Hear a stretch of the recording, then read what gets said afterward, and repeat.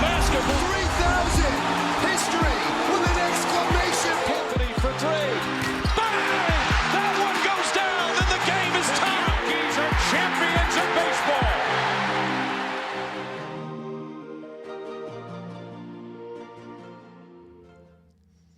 All right. Well, hello, everybody. Hello, Knicks fans. I felt it, kind of this whole age of the NBA Cup, these last, I guess it's 3 years now, right? Is it 3? I've kind of just, I don't know. I've taken it as a joke. I don't know. And it's, I'm not going to say I'm like fully bought in yet, but my cousin texts me last night before the game, also a big Knicks fan, and he's like, hey, we need to win this game.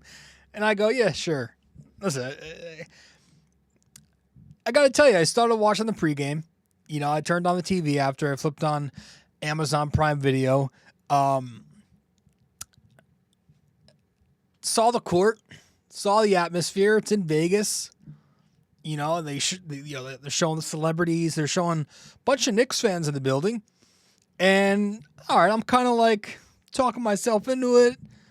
I'm wearing my Knicks gear around the house.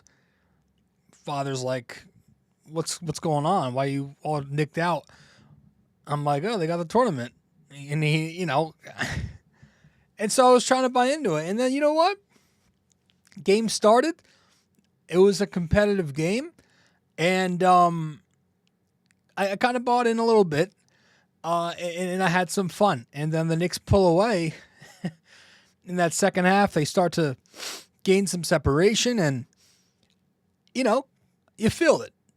I get the idea, I get the concept of the NBA Cup, and although I'm not completely and I don't know if anybody is completely taking this as a playoff, but I'm in. It's just one more game to go. I'm in. I felt it. It was fun, and I had a good time. So, yes, the Knicks, your Knicks, my Knicks, our Knicks, defeated the loser Magic. It's starting to become a bit of a rivalry here.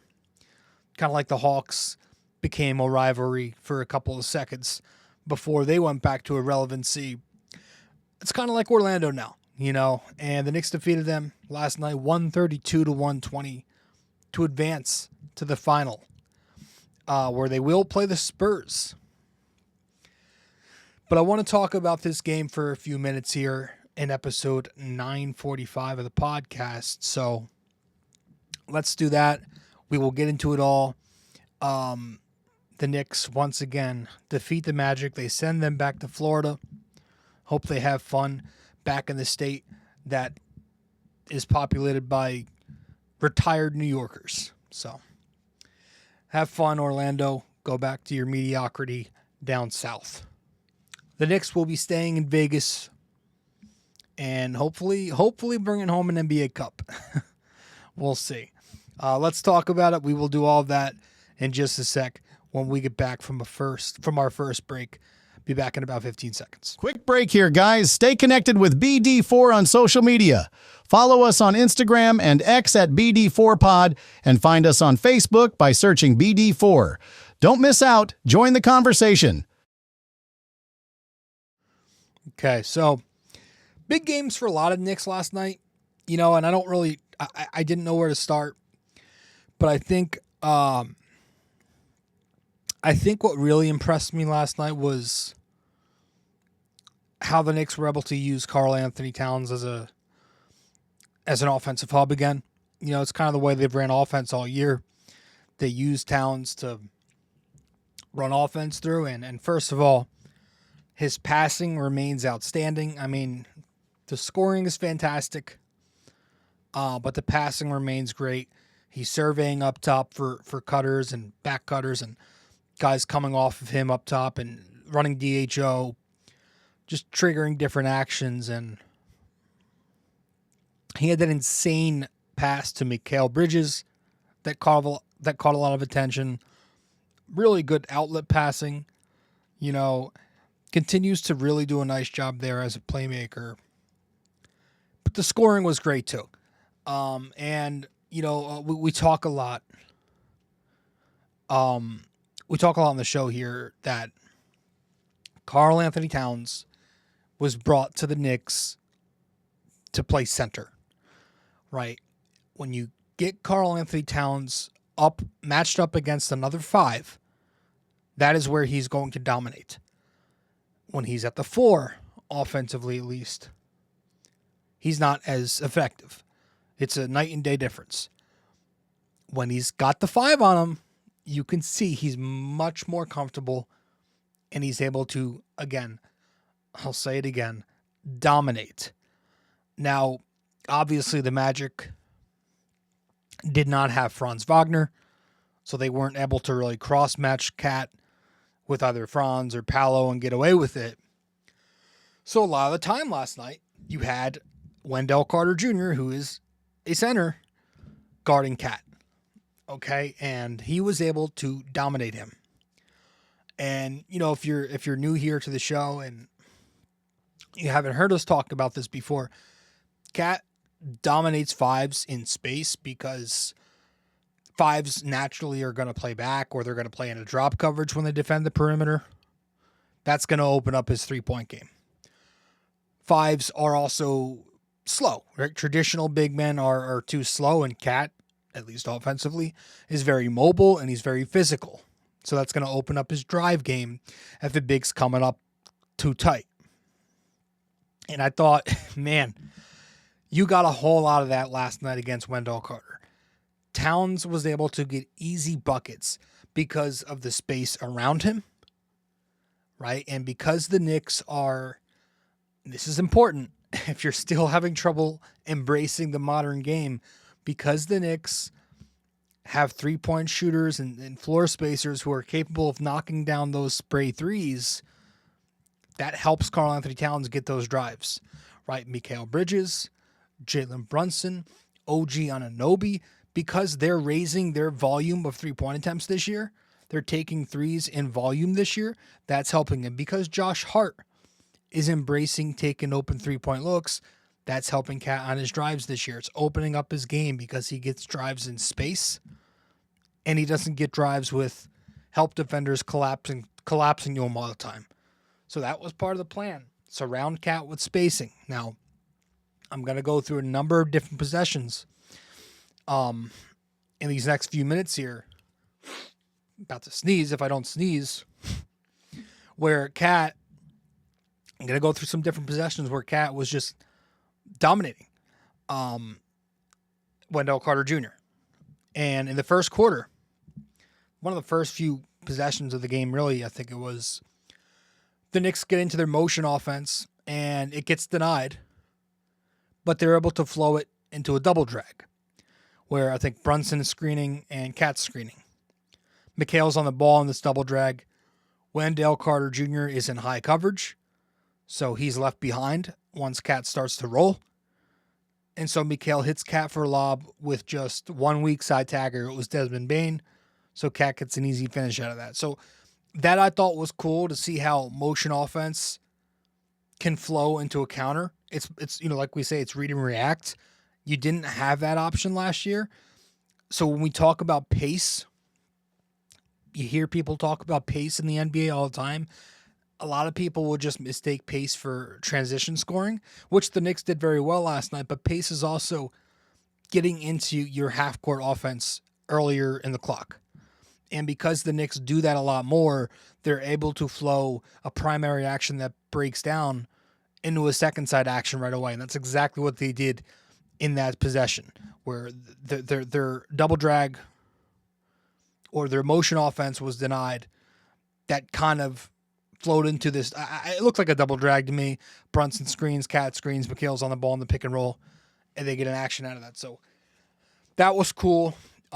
Late in the second quarter, Cat catch and drive. He gets past Wendell Carter Jr. with ease, draws contact at the basket. Also late in the second quarter, it's another catch and drive. Cat drives past Wendell Carter with ease again, and he draws contact. Bane reaches over to him, fouls him. Top of the third quarter, it's another Cat drive. It's a drive and finish in transition. His momentum's going toward Wendell Carter downhill. Basket. Middle of the third quarter. Cat throws down a dunk off the baseline. He drives past Carter. Next time down, it's a Brunson Towns pick and roll. Carter's late to recover to Cat on the pop. Feet's not set. Cat drives the closeout for a finish on him. Bullies him to the basket. I mean, bullies him. And then you get to the fourth. Middle of the period. Cat with an elbow three-pointer. Wendell Carter on this is just like cheating off inside the paint, kind of ball watching. Cat gets an open three off it. And then a little later in the fourth quarter, he gets that and one finish. It's a drive and finish on Wendell Carter from face up at the top of the key. Just destroying this guy because he had no shot. Again, I would be surprised if Orlando wasn't cross-matching him if they were healthy. But they weren't fully healthy, so he was able to exploit the Wendell Carter Jr. matchup. But it's why, and this is important, it's why it's crucial that Cat is not always going to play with Mitch and Hart, because when the Knicks start to play those more elite defenses, in the playoffs, or how about when they play San Antonio on Tuesday? That's when you're going to see the difference, because those kinds of defenses are going to cross-match. You will see Wemby on Hart. You will see Wemby sink into the paint. So that's why I think Cat playing away from Hart is very important in the future. And to Mike Brown's credit, he has leaned into that much more this year. But yeah, he was just, it's funny because like I looked at, Karl Anthony Towns. I saw him getting interviewed after the game on the court, and I legit thought to myself, like, why? Why are they interviewing Cat? Not because I thought he had a bad game. I thought he had an excellent game. But usually the players getting the players getting interviewed are usually they're the ones who dominate the scoreboard and have, 40 points like Jalen did last night. I thought he had like 16 points, maybe some efficient shooting. Karl Anthony Towns last night had the quietest dominant game I've ever seen. 29 points on 11 shots.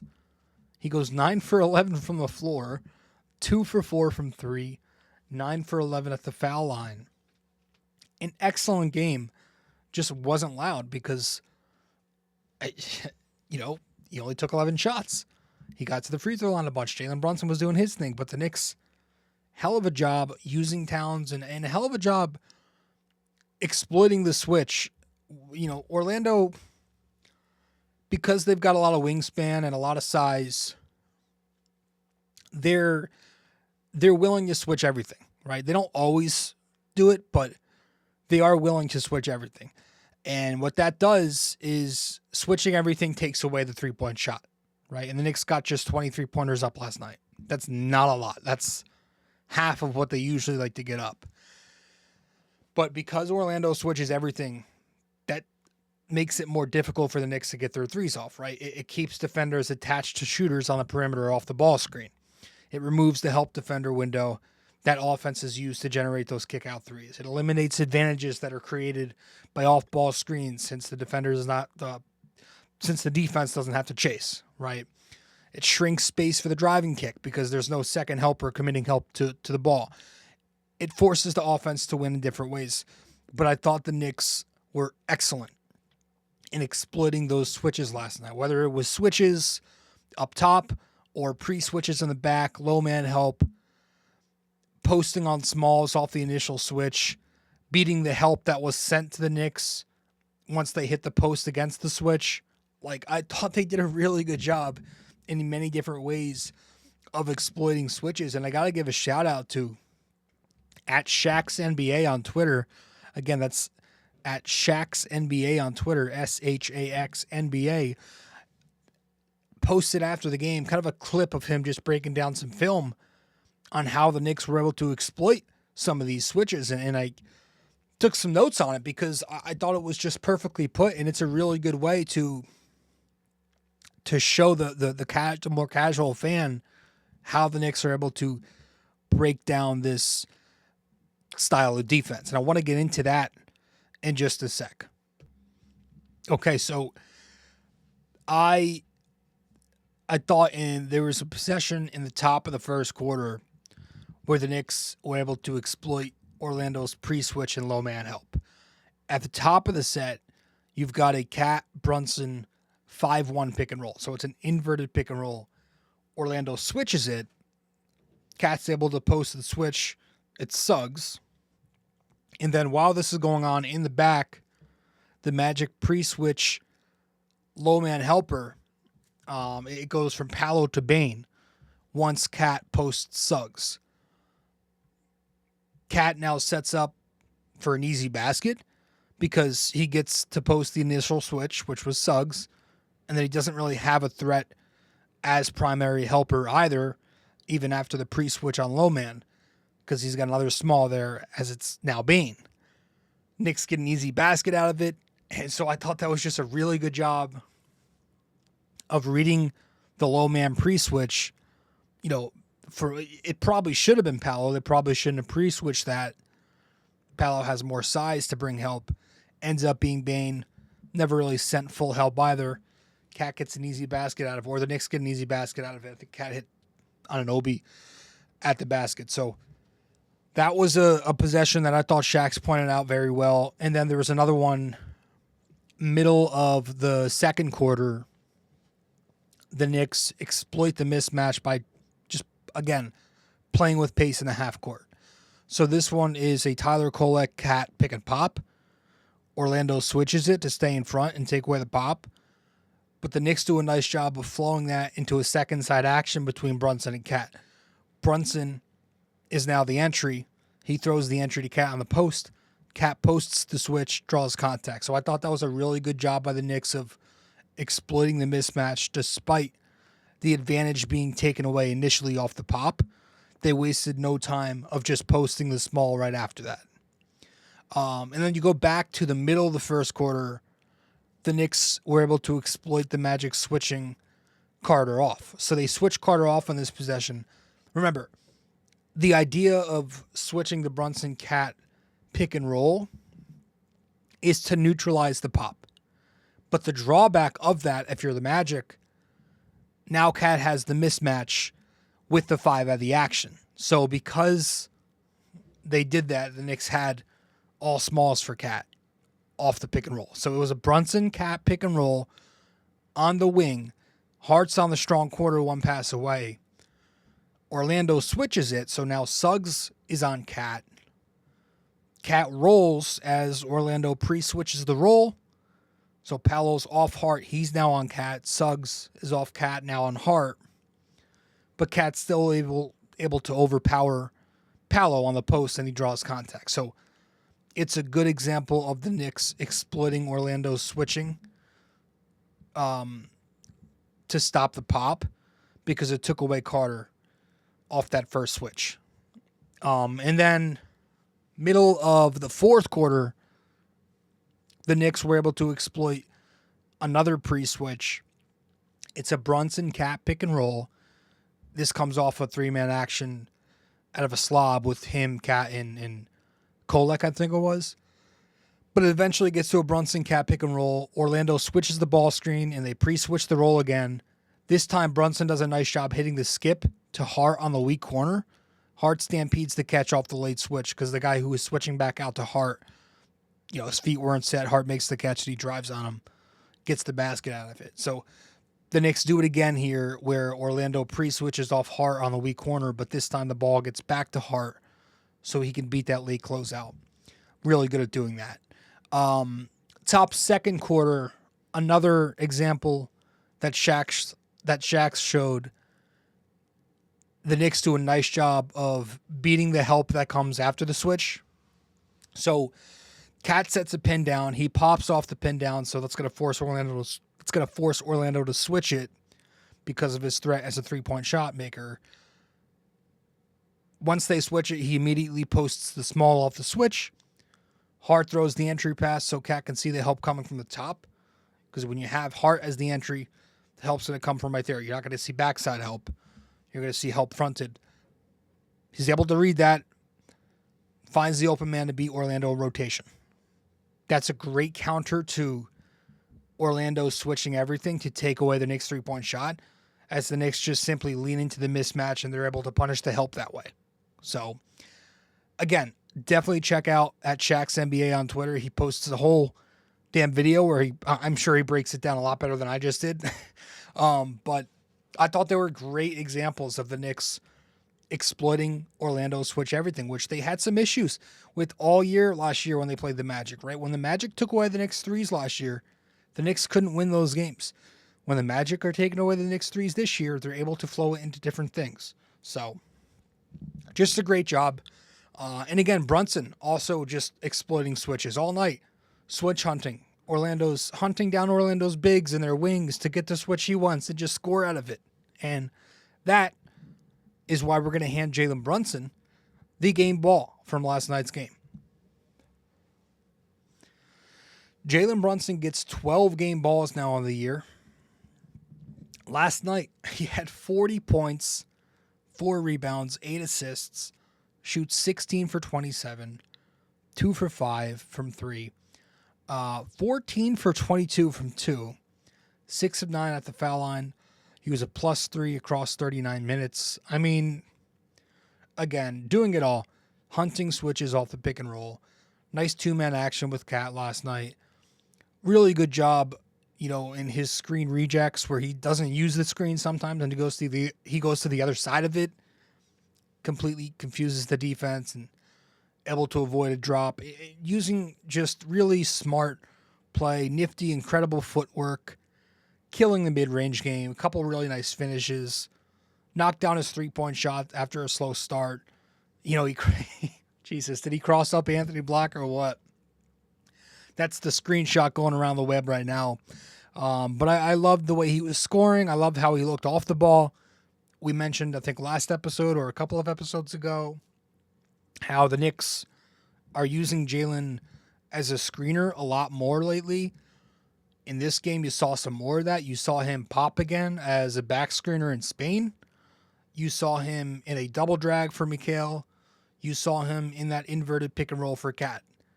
Right? So I like the way they're using him both on the ball, but also as a ball screener. And he displayed some nice passing too. He continues to get better at those live dribble lob passes to Mitch. That was something he didn't always do in the past. And Mitchell Robinson, I thought, played well too. And, you could have given the game ball from the second unit to either Mitch or Kolek. It was not a good Clarkson game. Was not a good Yabu game. But I think I'm going to give it to Mitch. I thought he played good basketball. 3 game balls now on the year for Mitch.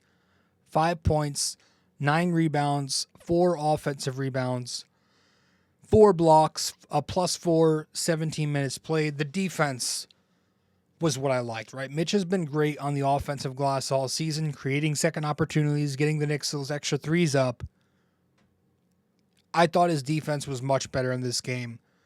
Switching out on the perimeter, really good job. So Mitchell Robinson, despite still not being there this season defensively, showed much better performance on that end against the Magic last night. So Mitch now has 3 game balls this year, came off the bench again last night, and I think that's where he's going to be. They're going to need him against the Spurs, so hopefully it's more than 17 minutes, but I thought Mitch played great. And as a team, I thought the Knicks defense as a team was pretty strong. Early on, the Magic were hot. They scored 36 points on 62% shooting in the first quarter. I thought the Knicks had a tough time fighting over the top of screens. Orlando was playing very fast, beating the Knicks down on the other end sometimes, and they had some tough offensive rebounds for second chances. And, obviously Suggs went on that fluky first half run where he scored 25 of his 26. Hopefully he's okay. But I did think the Knicks defense really locked in as the game progressed, held Orlando to 28 points in each of the final 3 quarters. I thought Bridges Well, not Bridges. Mitch, as we said, finally defending well in space, switching on pretty well on a couple of possessions. I thought Bridges obviously struggled with Suggs, but when he was off the point of attack and in help, he did well. I thought Hart on the point of attack, guarding Paolo Banchero, did a very nice job. You know, staying attached on ball screens, recovering well when he got detached. First quarter, there was a possession. He goes under the screen, recovers back out to Paolo. He's all over him on the dribble, forces him to lose the ball. Late in the fourth quarter, another possession where he fights past the screen up top, stays attached. You know, Paolo goes from the wing all the way to the middle, drives. Hart stays attached on the drive, contests the miss at the basket. Just doing a nice job of forcing turnovers and deflecting the ball, forcing resets, poking it loose. Early fourth quarter, there was a possession. Paolo tries to post Hart at the nail. Hart just pokes the ball loose to Brunson. Knicks get a transition basket out of it. Later in the fourth quarter, he pokes the ball loose on Paolo in transition. He was everywhere. His transition finishing was good too. Stan Van Gundy was all over that. I thought OG was doing an excellent job in help. I thought he did a nice job baiting Paolo to take a couple of threes that Paolo took and missed. I thought Karl-Anthony Towns defended his ass off. He's been defending his ass off lately. Really good last night, all over the defensive glass. And I thought the Knicks, just as a team, did a really good job peel switching. They were doing a lot of peel switching last night, helping on the dribble drive. I thought they did that effectively. They've been doing that lately. So a fine defensive showing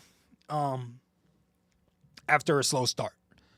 So with that said, the semifinal game is complete. The Knicks win, and they will advance. And we're going to talk a little bit about what to expect on Tuesday night. Stay with us. Be back in a sec. Want more BD4? Subscribe to our YouTube channel and never miss an episode. Hit that like button, drop a comment, and share with your fellow fans. Don't forget to ring that bell so you're always the first to know when a new video drops. Love BD4 but don't have the time to sit down and watch? Don't forget to subscribe on Apple Podcasts and Spotify so you never miss an episode. And if you're enjoying the show, leave us a 5-star rating and a quick review. It helps us grow and keeps the conversation going. Okay, so up next for your New York Knicks. They're off today. Obviously, it's Sunday as I record. They're off tomorrow, and they go back out there Tuesday night to play the San Antonio Spurs in the Cup finale. So they will be advancing to the finale in the NBA Cup to play the Spurs. The Spurs what a game against OKC the other night. I didn't expect them to pull that out. Wemby returns, comes off the bench, was spectacular. And then they hand the Thunder their second loss. Very physical game. Great game, great ending. But now you're going to get possibly another epic game. I mean, Wemby versus Brunson never disappoints. We've seen these two teams have some excellent battles. Doesn't count as a regular season game. So you kind of like that. It's just an exhibition match. But, you know, I think my biggest concern for this is what we kind of talked about in this episode. I think the Spurs are not going to let Towns beat them. They are going to cross-match and put Wemby on Hart so he can pre-rotate help, so he can sag into the paint off of Josh Hart, right? He's going to be sitting, waiting at the basket on the dunker spot, waiting to deter any shot that comes up, you know, short mid-range and in the restricted area. So I think not having Deuce McBride for Tuesday is going to suck. It's going to mean Josh Hart gets more minutes, and that's going to mean when Josh Hart sits, Mitch is going to get minutes, so that all means the Knicks are going to play very little 5-out, if any.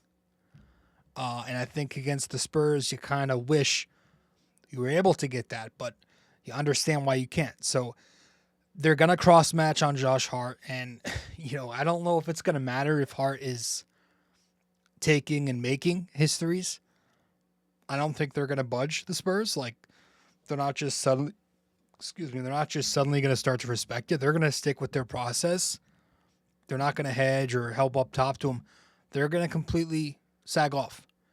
So unless Josh Hart does some incredible things from three or goes on this insane run with flare screening and countering those coverages with all the things we've discussed in the past here, unless he does all that, it's going to be tough. Cat's going to have a tough time if the Knicks aren't reacting to these coverages quickly and properly. So that's probably my only concern against the Spurs. My only big concern, I should say, is how the Knicks are going to be able to handle that offensively. But regardless, it should be exciting. I'm excited, and I think you should be too. So with that said, let's wrap this episode up with our trivia question of the day. All right, so in this episode, since the Knicks are playing the Spurs, we'll do this one. Recently, Jordan Clarkson surpassed which San Antonio Spur for bench points all time? All right, recently, Jordan Clarkson surpassed which San Antonio Spur to move into 9th place, for bench points all time? All right, so let me know the answer wherever you can reach me. If you get the answer correct, I will give you a shout out in the next episode. Folks, that's all we got. I appreciate you tuning in, and I will see you in the next show. Maybe I'll see you when the Knicks are champions of the NBA, in a completely different context. But hey, appreciate you all tuning in, and I'll see you soon. Later. Hey guys, thank you for listening to BD4. Be sure to follow us on social media, subscribe to us on YouTube, and give us a 5-star rating on Apple Podcasts. We'll see you next time.